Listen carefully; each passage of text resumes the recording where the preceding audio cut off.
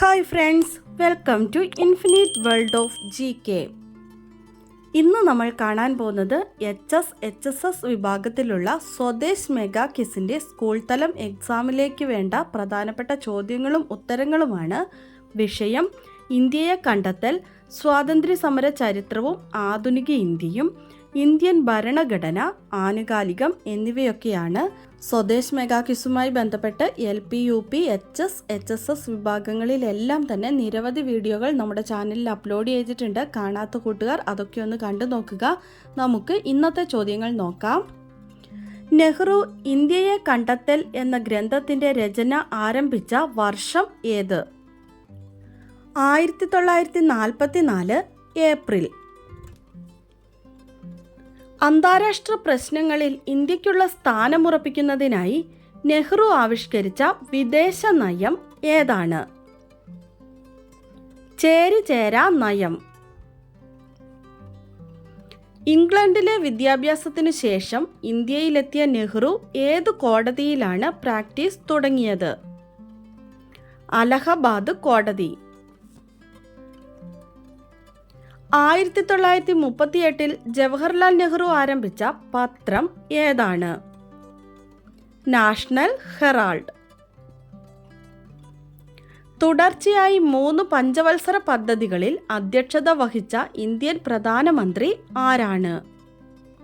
ജവഹർലാൽ നെഹ്റു. ജവഹർലാൽ നെഹ്റുവിൻ്റെ പ്രശസ്തമായ ആത്മകഥ ആർക്കാണ് സമർപ്പിച്ചിട്ടുള്ളത്? കമല നെഹ്റു. ജവഹർലാൽ നെഹ്റുവും അച്ഛൻ മോത്തിലാൽ നെഹ്റുവും ചേർന്ന് 1919 ആരംഭിച്ച വാർത്താപത്രം ഏതാണ്? ഇൻഡിപെൻഡന്റ്. ഇരുട്ടിനെ തുളച്ചിറങ്ങിയ പ്രകാശരശ്മിയായിരുന്നു അദ്ദേഹം. ഗാന്ധിജിയെക്കുറിച്ച് ഇങ്ങനെ അഭിപ്രായപ്പെട്ടത് ആരാണ്? ജവഹർലാൽ നെഹ്റു. 1938 നെഹ്റു രൂപവൽക്കരിച്ച കമ്മിറ്റിയുടെ പേരെന്താണ്? National planning committee. Jawaharlal Nehru പങ്കെടുത്ത ആദ്യ കോൺഗ്രസ് സമ്മേളനം ഏതാണ്? 1912 ബങ്കിപ്പൂർ സമ്മേളനം. അലഹബാദ് നഗരസഭയുടെ തലവനായി നെഹ്റു തിരഞ്ഞെടുക്കപ്പെട്ട വർഷം ഏത്? 1925. ഇന്ത്യയിൽ ഭരണഘടനാ ദിനമായി ആചരിക്കുന്നത് എന്നാണ്? നവംബർ 26. ഇന്ത്യൻ ഭരണഘടനയുടെ ഏത് അനുച്ഛേദത്തിലാണ് വിദ്യാഭ്യാസ അവകാശം ഉൾപ്പെടുത്തിയിരിക്കുന്നത്? അനുച്ഛേദം 21A. ഇന്ത്യൻ പാർലമെന്റ് ഏതു വർഷമാണ് ഭക്ഷ്യസുരക്ഷാ ബിൽ പാസാക്കിയത്? 2013. ലോകത്തിലെ ഏറ്റവും വലിയ എഴുതപ്പെട്ട ഭരണഘടനയുള്ള രാജ്യം ഏതാണ്? ഇന്ത്യ. ഇന്ത്യയിൽ സ്വത്തവകാശം മൗലിക അവകാശത്തിൻ്റെ ഭാഗമല്ലാതായി തീർന്നത് ഏത് ഭരണഘടനാ ഭേദഗതിയിലൂടെയാണ്? 44-ാം ഭരണഘടനാ ഭേദഗതി 1978. ഏത് ഭേദഗതിയാണ് മിനി ഭരണഘടന എന്നറിയപ്പെടുന്നത്? 42-ാം ഭരണഘടനാ ഭേദഗതി. ഇന്ത്യൻ സംസ്ഥാനങ്ങളിലെ ഏറ്റവും ഉയർന്ന കോടതി ഏതാണ്? സംസ്ഥാനങ്ങളിലെ ഉയർന്ന കോടതി ഹൈക്കോടതി. ഇന്ത്യൻ ഭരണഘടനയിൽ മൗലിക കർത്തവ്യങ്ങൾ ഏത് ഭാഗത്താണ് ഉൾക്കൊള്ളിച്ചിരിക്കുന്നത്? ഭാഗം 4A.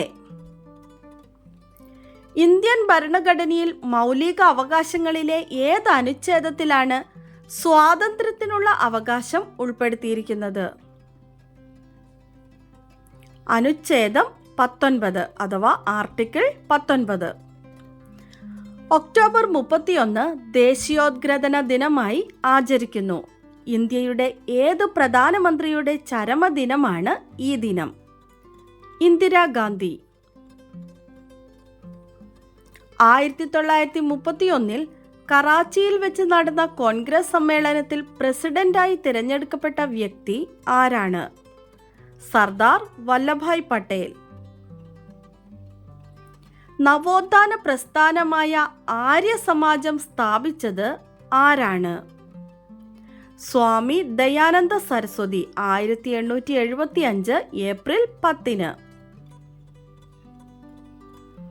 എഡ്യൂസാറ്റ് സൗകര്യങ്ങൾ കേരളത്തിലെ സ്കൂൾ വിദ്യാഭ്യാസ മേഖലയിൽ എത്തിക്കുന്നതിനായി വിദ്യാഭ്യാസ വകുപ്പ് ആരംഭിച്ച പദ്ധതി ഏതാണ്? Victers versatile ICT enabled resource for students. Indian ഭരണഘടനയുടെ ആമുഖം ആരംഭിക്കുന്നത് എങ്ങനെയാണ്? നാം ഭാരതത്തിലെ ജനങ്ങൾ അഥവാ we the people of India. 42ാം ഭേദഗതി പ്രകാരം ആമുഖത്തിൽ കൂട്ടിച്ചേർത്ത വാക്കുകൾ ഏതൊക്കെയാണ്? സോഷ്യലിസ്റ്റ്, മതേതരത്വം, അവിഭാജ്യത. മൗലിക അവകാശങ്ങളെക്കുറിച്ച് ഇന്ത്യൻ ഭരണഘടനയിൽ സൂചിപ്പിക്കുന്ന ഭാഗം ഏത്? ഭാഗം 3. മൗലിക അവകാശങ്ങളുടെ സംരക്ഷകൻ ആരാണ്? സുപ്രീം കോടതി. ഇന്ത്യൻ ഭരണഘടനയുടെ ആണിക്കല്ല് എന്നറിയപ്പെടുന്നത് എന്ത്? മൗലികാവകാശങ്ങൾ. ഇന്ത്യയുടെ മാഗ്ന കാർട്ട എന്നും സ്വാതന്ത്ര്യത്തിൻ്റെ വിളക്കുകൾ എന്നും മൗലികാവകാശങ്ങൾ അറിയപ്പെടുന്നു. വിദ്യാഭ്യാസ അവകാശ നിയമം നിലവിൽ വന്ന വർഷം ഏത്? 2010 ഏപ്രിൽ 1. വിദ്യാഭ്യാസ അവകാശ നിയമം പാർലമെന്റ് പാസാക്കിയത് 2009 ഓഗസ്റ്റ് 26. ലോക ബാലവേല വിരുദ്ധ ദിനം എന്നാണ്? June 12.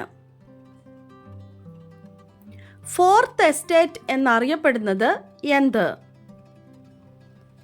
പത്രമാധ്യമങ്ങൾ.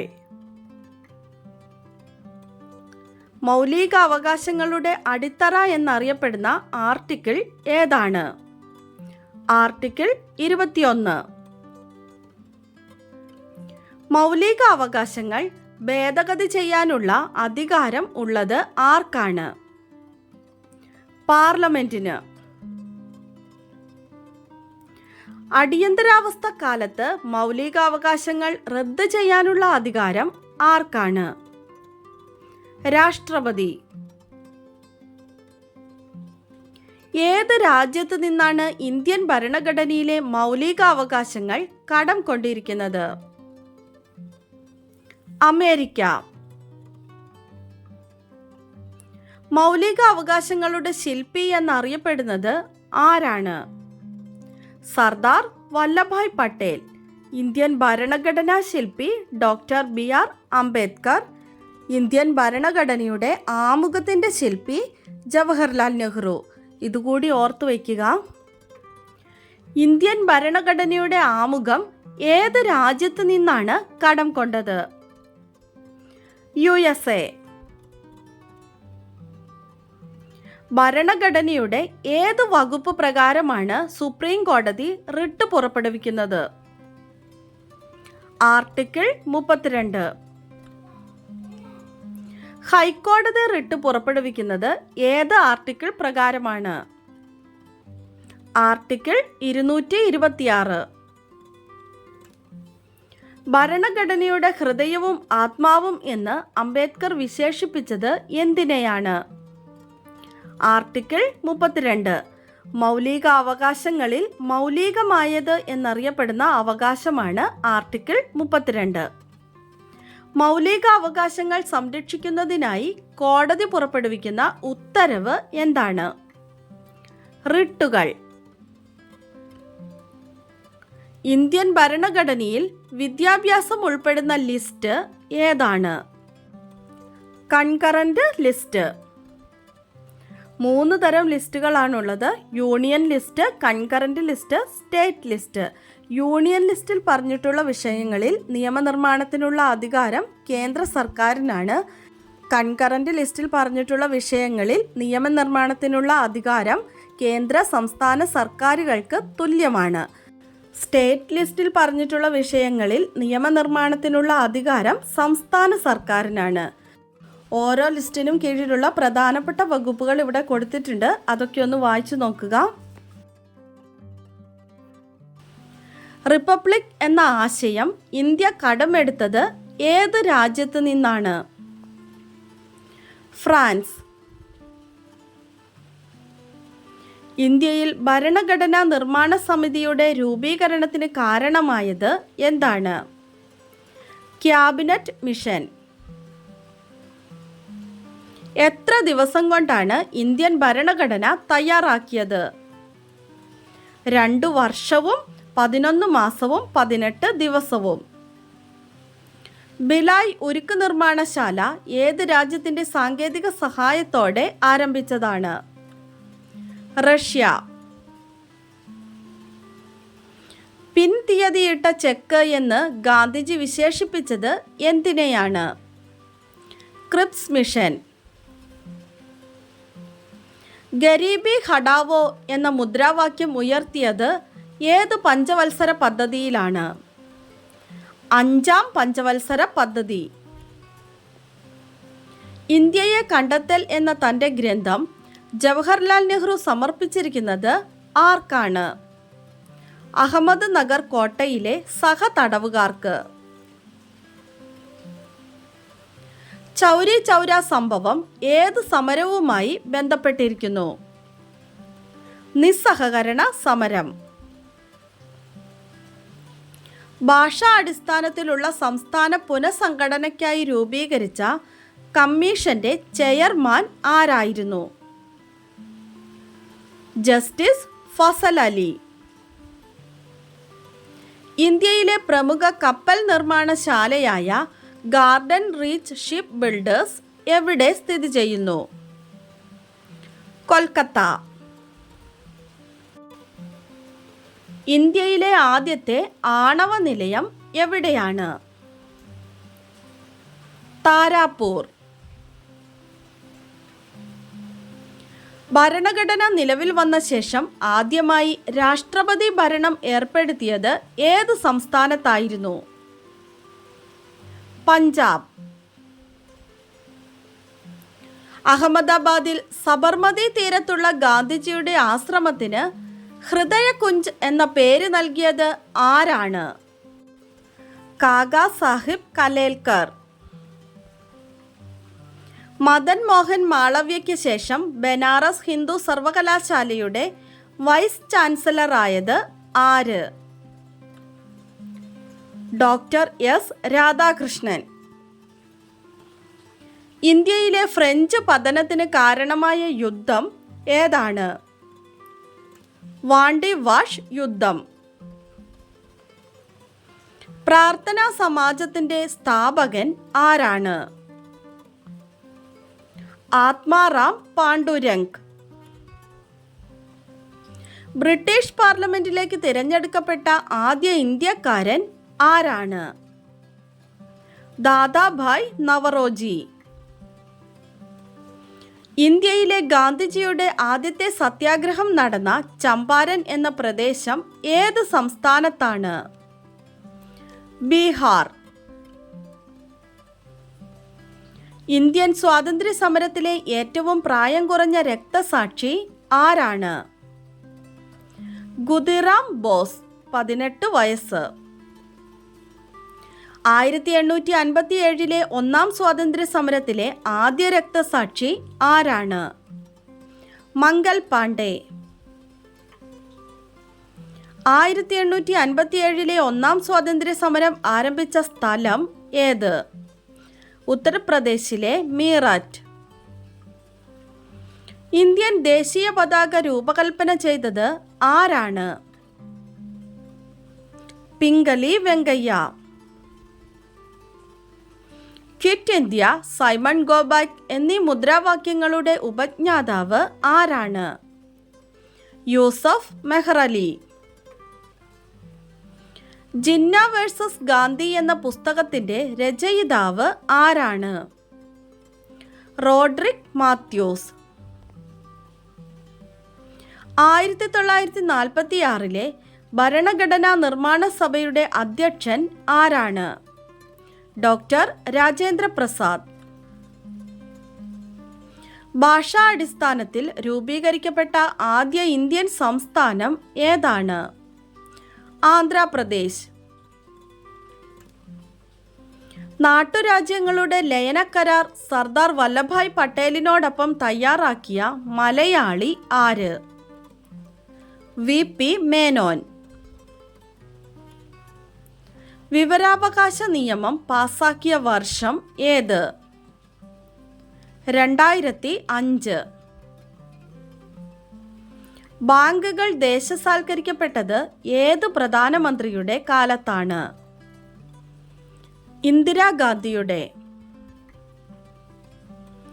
Better India better world എന്ന പുസ്തകം രചിച്ചത് ആരാണ്?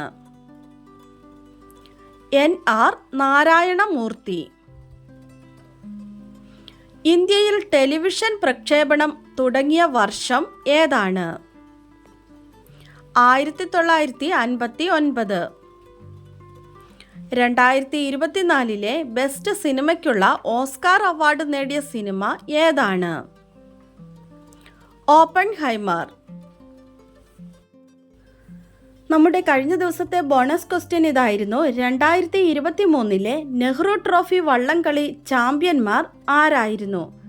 ആൻസർ വിയ്യപുരം ചുണ്ടൻ.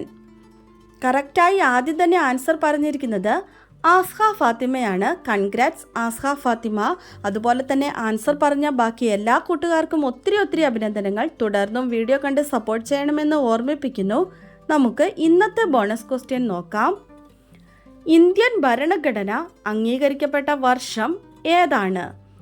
ഇന്ത്യൻ ഭരണഘടന അംഗീകരിക്കപ്പെട്ട വർഷം ഏതാണ്? ആൻസർ അറിയാവുന്നവർ വേഗം തന്നെ കമൻറ്റ് ചെയ്തോളൂ. ഇന്നത്തെ വീഡിയോ നിങ്ങൾക്ക് എല്ലാവർക്കും ഇഷ്ടമായി കാണുമെന്ന് വിചാരിക്കുന്നു. ഇഷ്ടമായാൽ ലൈക്ക് ചെയ്യാനും ഷെയർ ചെയ്യാനും അതുപോലെ തന്നെ സബ്സ്ക്രൈബ് ചെയ്യാതെ കാണുന്ന കൂട്ടുകാരുണ്ടെങ്കിൽ ഒന്ന് സബ്സ്ക്രൈബ് ചെയ്യാനും മറക്കല്ലേ. അടുത്ത ദിവസം പുതിയ വീഡിയോയുമായി നമുക്ക് വീണ്ടും കാണാം. Thanks for watching.